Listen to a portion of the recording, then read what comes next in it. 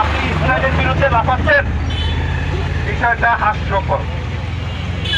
আসল সমস্যাটা কোথায়?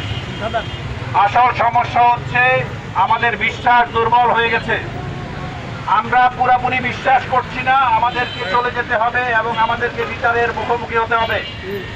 আমাদের ঈমানকে দৃঢ় করুন।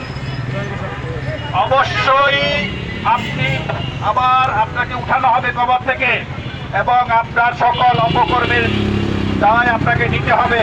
আপনি যে মজলুমের পাশে দাঁড়াচ্ছেন না, আমি যে মজলুমের পাশে দাঁড়াচ্ছি না, আমাদেরকে এগুলোর জন্য জবাবদিহি করতে হবে।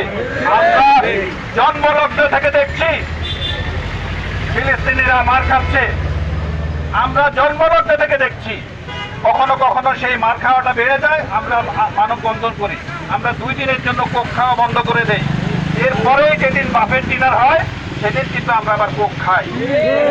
এই ঈমান নিয়ে ইসরায়েলের সাথে লড়বেন, এটা একটা। এরপরেও লড়াই করে আমাদেরকে কম্বোডিয়া যেতে হবে।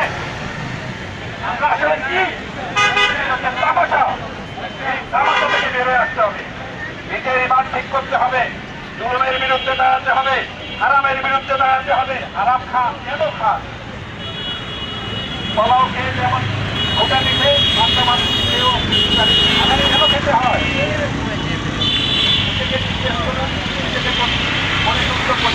এবং যেহেতু আপনার আমাদের ঈমান যেহেতু দুর্বল, আমাদেরকে সমষ্টিগতভাবে ঈমানটাকে জড়ো করতে হবে, সাহসটাকে বৃদ্ধি করতে হবে। আমাদের মধ্যে জিহাদি জোশ আসতে হবে। জিহাদ ফরজ, প্রতিবাদ ফরজ, জুলুমের বিরুদ্ধে প্রতিবাদ ফরজ। এই জিহাদ আমাদের মধ্যে আসতে হবে, ঈমান আমাদের মধ্যে আসতে হবে। আমি আল্লাহর কাছে প্রার্থনা করি, সবাই মিলে আল্লাহর কাছে প্রার্থনা করি, আল্লাহ